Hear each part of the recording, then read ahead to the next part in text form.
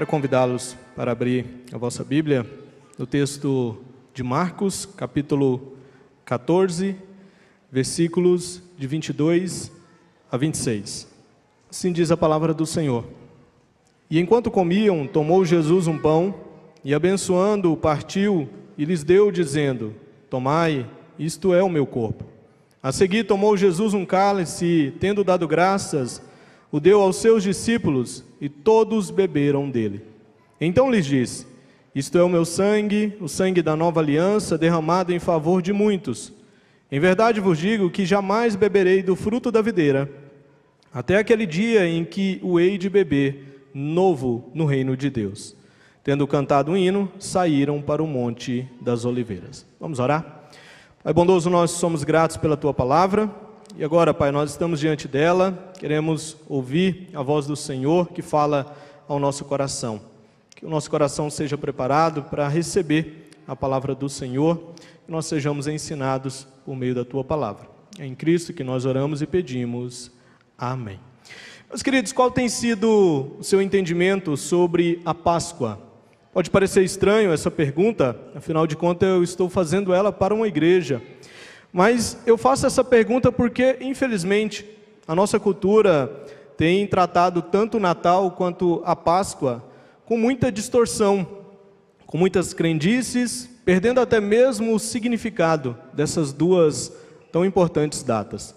Entretanto, eu creio que para nós cristãos, essas datas nos dão uma oportunidade ótima para reforçarmos aquilo que a palavra de Deus tem a nos ensinar sobre elas. E nós faremos isso agora pensando sobre a Páscoa, sobre essa data que é tão importante para o nosso calendário litúrgico.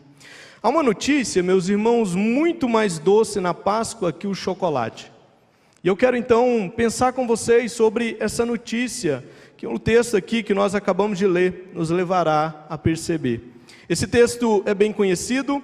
Ele traz a narrativa de Jesus instituindo a ceia. Isso aconteceu na noite de quinta-feira, uma vez que na sexta-feira o nosso Redentor seria então crucificado e morto ali na cruz. Porém, essa instituição da ceia, ela tem um contexto, e o contexto é a celebração da própria Páscoa. Jesus, ele aproveita a instituição da ceia, mostrando que ele é a encarnação da Páscoa. Tudo aquilo que ele vai trabalhar na instituição da ceia mostrará que ele é a encarnação da própria Páscoa. Isso porque o símbolo da Páscoa no Antigo Testamento apontava para a sua própria morte sacrificial. Nós veremos a confirmação dessas realidades em 3 partes aqui, brevemente, que serão pontuadas aqui. Primeiro, no versículo 22, nós veremos que Jesus é o nosso Cordeiro Pascal. Observe aí comigo o versículo 22, quando diz: E enquanto comiam, tomou Jesus um pão e, abençoando-o, partiu e lhes deu, dizendo: Tomai, isto é o meu corpo. Percebam que o início do versículo 22 apresenta para nós uma descrição de que Jesus estava comendo alguma coisa com os seus discípulos. Se a gente retroceder um pouquinho ainda no capítulo 14, lá para os versículos 12 até o 16, nós veremos que Jesus estava comendo com os seus discípulos a própria Páscoa. Ele havia direcionado os seus discípulos para preparar essa Páscoa, para que ele pudesse então participar com os seus discípulos. Isso significa, meus irmãos, que há todo um propósito de Jesus em instituir a ceia em uma mesa com os elementos da Páscoa, e ele vai fazer uso de 2 elementos, o pão e o vinho. A festa da Páscoa é a festa mais antiga do Antigo Testamento. Nós conhecemos bem o contexto dessa festa que foi instituída, dessa Páscoa que foi ali então instruída para o povo de Deus. Essa festa ela está relacionada à 10ª praga ali na terra do Egito. Ela envolvia a morte dos primogênitos naquela terra. E para que os primogênitos dos israelitas não fossem mortos, mas sim fossem poupados, eles teriam que matar um cordeiro, pegar o sangue daquele cordeiro, marcar as portas das suas casas. Dessa forma, quando o anjo da morte viesse, ele veria então o sangue do cordeiro sobre aquelas portas, e ele passaria por cima, A palavra Páscoa significa isso, é passar por cima e não ferir os primogênitos ali do povo de Israel. E isso foi o que aconteceu naquela noite. Nessa ocasião, o povo saiu livre da terra do Egito, e Moisés então instituiu a festa da Páscoa como um memorial daquele evento. Nessa festa, o judeu sacrificava então um cordeiro, comia com pães sem fermento e também com o cálice. No entanto, queridos, a Páscoa não foi instituída apenas para ser um memorial daquilo que tinha acontecido. Ela também tinha como propósito, e um propósito principal, prenunciar a vinda de uma nova realidade. A Páscoa era a imagem simbólica e profética do Antigo Testamento que apontava para o Messias, aquele que viria morrer na cruz do Calvário como o Cordeiro de Deus, como o Cordeiro Pascal, aquele que definitivamente resolveria o nosso problema diante do pecado. Aquele que, como nós lemos na nossa liturgia, pela declaração de João Batista, no capítulo 1 de João, ele é o Cordeiro de Deus que tira o pecado do mundo. Com isso, Jesus então expõe aos seus discípulos, quando ele, na instituição da ceia, ele pega um pão, ele dá graças, ele parte esse pão em pedaços, e ele dá aos seus discípulos dizendo, olha, tomai, isto é o meu corpo. Com isso ele está expondo que ele é o Redentor Pascal. Ou seja, o pão que foi partido e que foi ali colocado como uma representação, uma metáfora do seu corpo, de fato iria acontecer com ele ali na cruz do Calvário. Isso aponta, meus irmãos, para a morte, que no dia seguinte iria acontecer, que seria a morte substitutiva, assim como no Antigo Testamento, no período ali, quando a 10ª praga é lançada, e então o povo é poupado ali pela morte de um cordeiro, isso também iria acontecer ali na cruz do Calvário. Nós iríamos ser poupados da condenação eterna, da morte eterna, pela substituição desse cordeiro. Nós podemos então aqui entender que Jesus é verdadeiramente o Cordeiro que tira o pecado do mundo. Ele foi entregue por nós, ele foi colocado ali em nosso lugar. O seu corpo, e não o nosso, foi que recebeu o despejar da ira de Deus ali na cruz.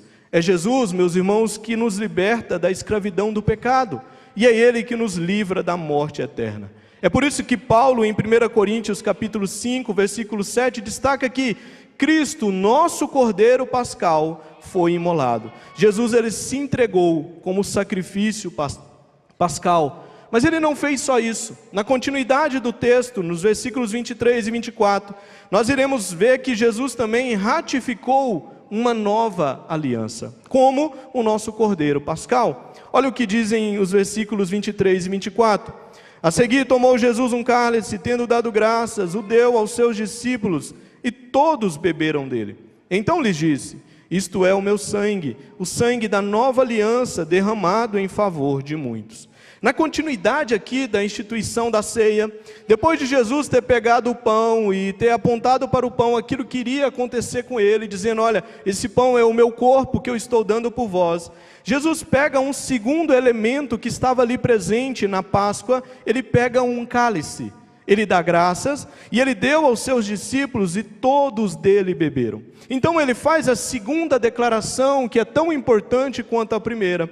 Ele diz que aquele cálice era o cálice do seu sangue. Mas vejam, queridos, não é mais um sangue, não é mais um cordeiro que estava derramando o seu sangue, e sim, é o sangue daquele que é o cordeiro definitivo, daquele que todo o ritual da Páscoa do Antigo Testamento apontava para ele. É o sangue da nova aliança que foi derramado em favor de muitos. E aqui a gente já tem uma exposição de uma expiação definida.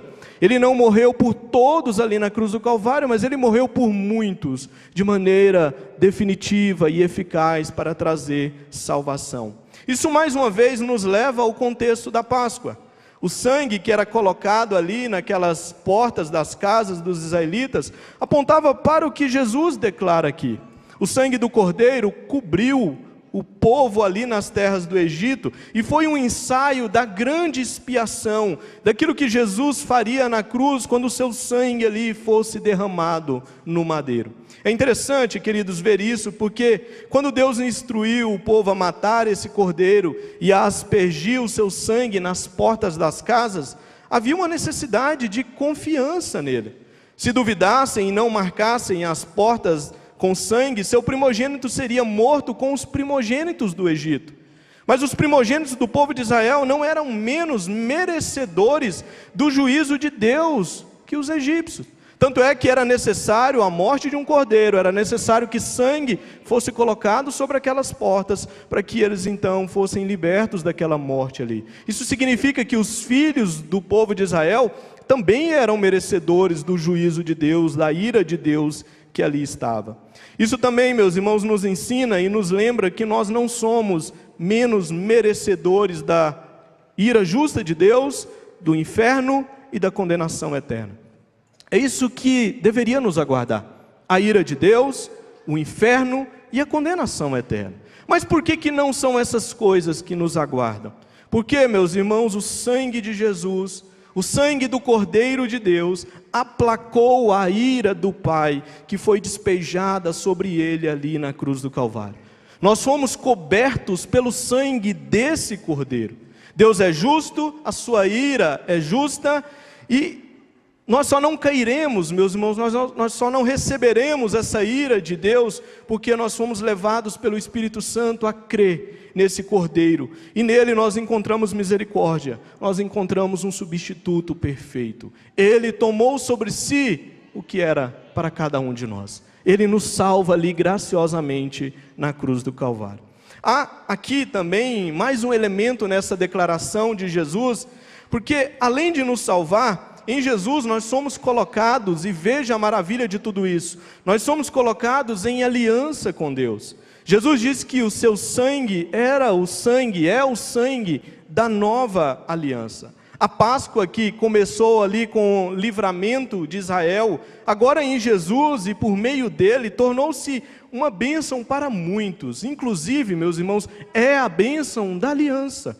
No Antigo Testamento, toda vez que uma aliança fosse ali firmada, ela era ratificada com derramamento de sangue. Cristo veio para ratificar, para firmar uma nova aliança para o seu povo. E ele afirmou com o seu sangue sendo derramado ali na cruz do Calvário. Por isso que ele diz: olha, esse cálice é o cálice do sangue da nova aliança, que também é dado em favor de muitos.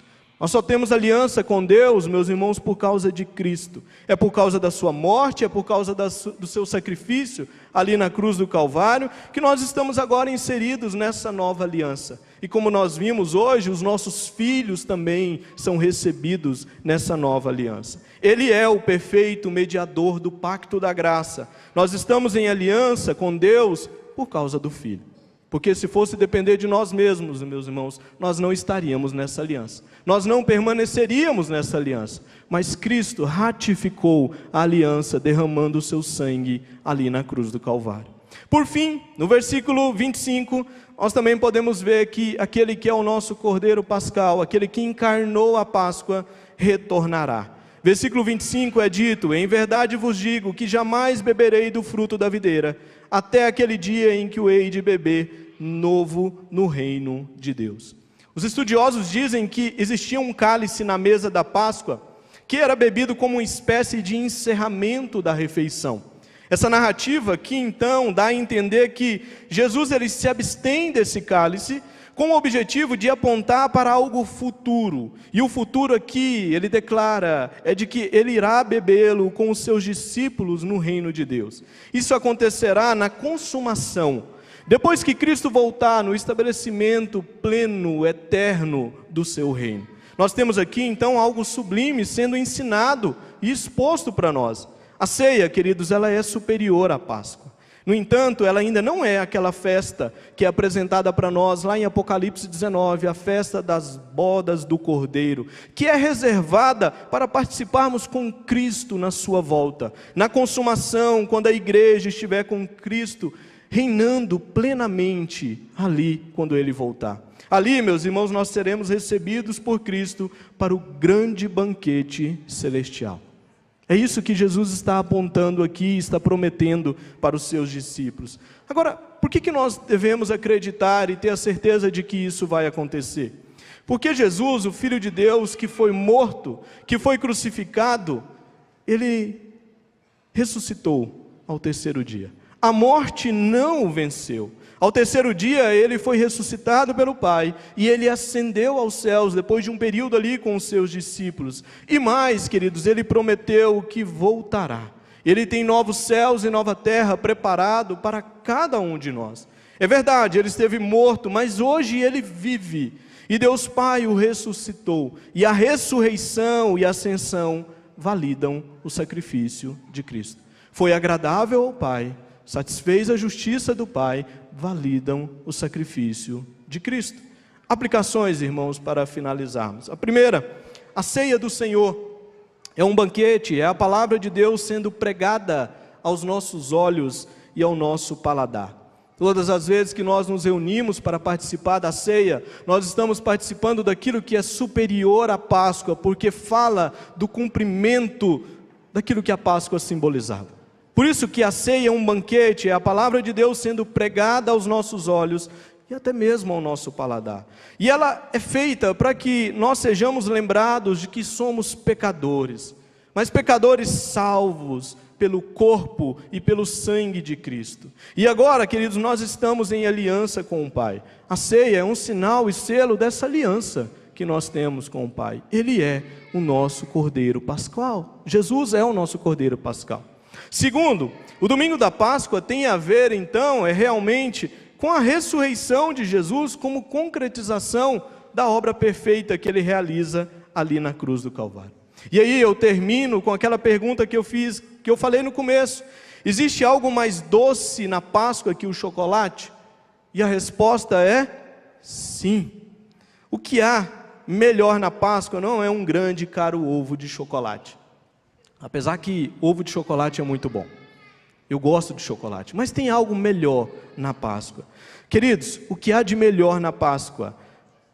No domingo da Páscoa, aquilo que aponta a Páscoa é a preciosa e maravilhosa, a doce e boa notícia de que Deus enviou o seu Filho para viver entre nós uma vida perfeita, morrer na cruz e ressuscitar, sendo Ele mesmo a encarnação da Páscoa. É crendo nele que somos salvos, que somos libertos da escravidão do pecado, como o povo havia sido liberto ali da escravidão do Egito. Em Cristo nós somos libertos de uma escravidão pior, a escravidão do pecado. Cristo torna possível a nossa libertação. Ele torna possível essa libertação da condenação, do justo juízo de Deus, a fim de vivermos em comunhão, a fim de vivermos em aliança com o Pai. E aí eu te pergunto, há notícia melhor do que essa? A notícia mais doce do que essa para a Páscoa? Certamente não há. Cristo, irmãos, é a melhor notícia da Páscoa. Cristo é o cumprimento da Páscoa. Louvado seja Deus por isso. Vamos orar? Vamos nos colocar de pé, fazer nossa oração final e encerrar o nosso momento de culto.